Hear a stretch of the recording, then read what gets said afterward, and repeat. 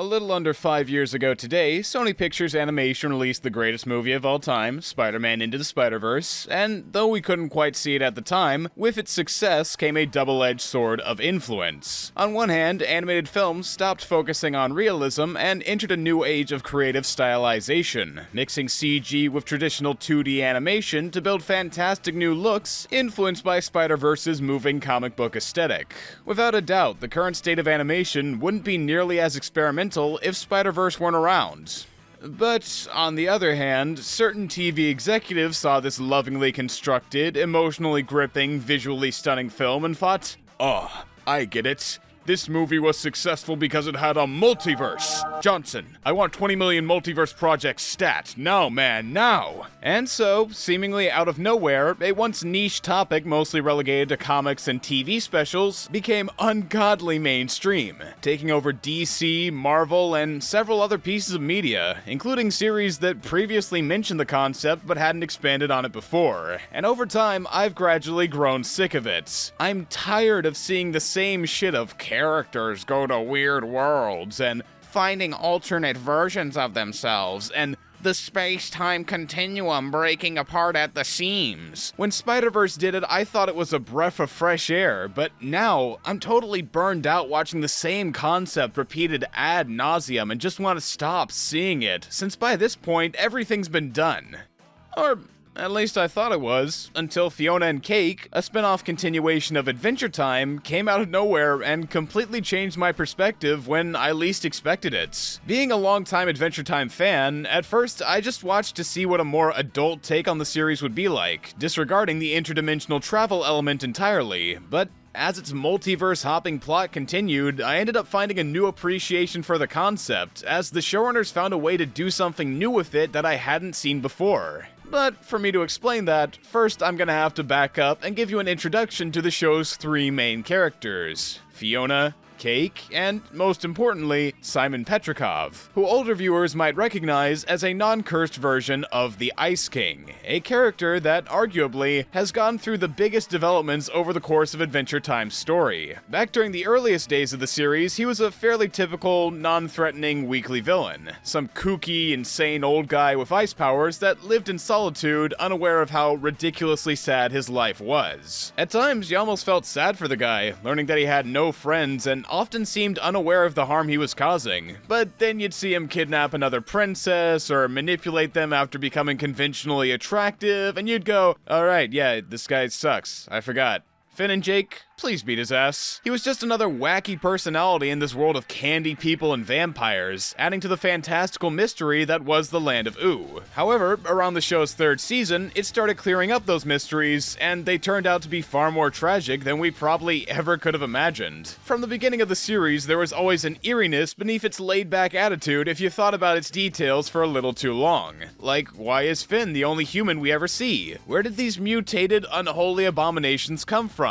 Why do we keep seeing random miscellaneous junk strewn across the land? Why is Marceline, the centuries-old vampire queen, flirting with this 14-year-old child? And the answers to those questions started coming after the appearance of the Lich, a being birthed from the mutagenic weapons that fell on Ooo back when it was still our regular world, having a singular objective to cause mass death to all creatures currently living. He was the first of several blatantly darker, more complex additions to Adventure Time's lore, and as that complexity spread to the backstories of other side characters like Princess Bubblegum, it was only a matter of time until it reached Ice King, who, by the end of Season 3, was discovered to be a long-cursed antiquarian from before the war named Simon Petrikov, whose madness and odd behavior were the result of fighting the Crown's influence for 1,000 years, looking for his long-dead princess and fiancée, Betty. He was a man frozen in time, pun intended, stuck roaming the earth in a constant state of, as I like to call it, high as balls syndrome, until through a convoluted series of events, Betty traveled across time to save him from the Crown's madness, doing so by sacrificing herself to become God.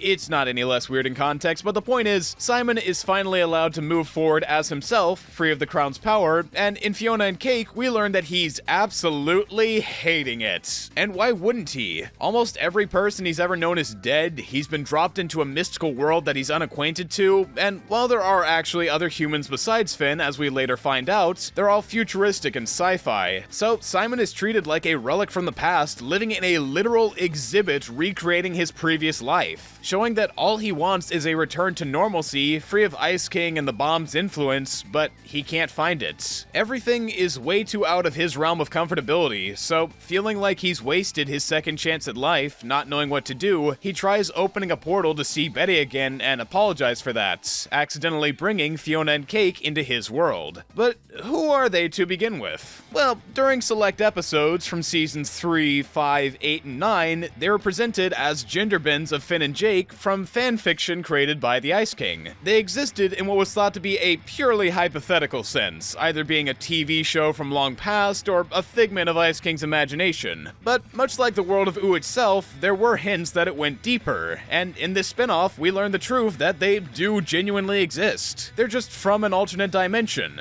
but not in the way you're most likely thinking of based on how popular media has treated the topic.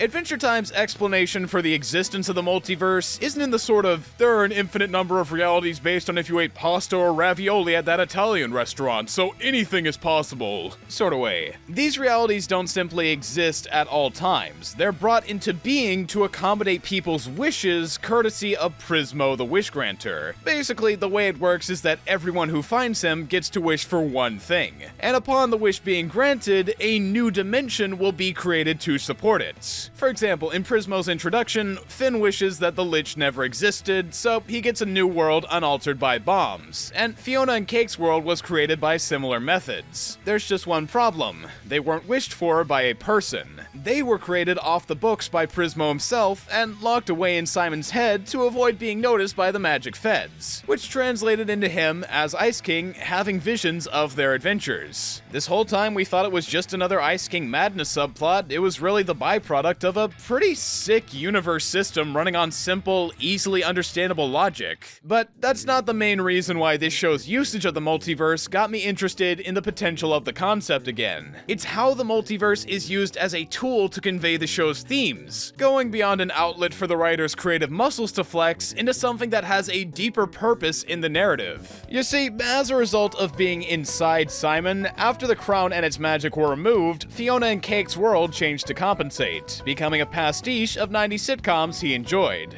Fionna Campbell should have named it Simon's Head. Does anybody remember the 90s sitcom Herman's Head?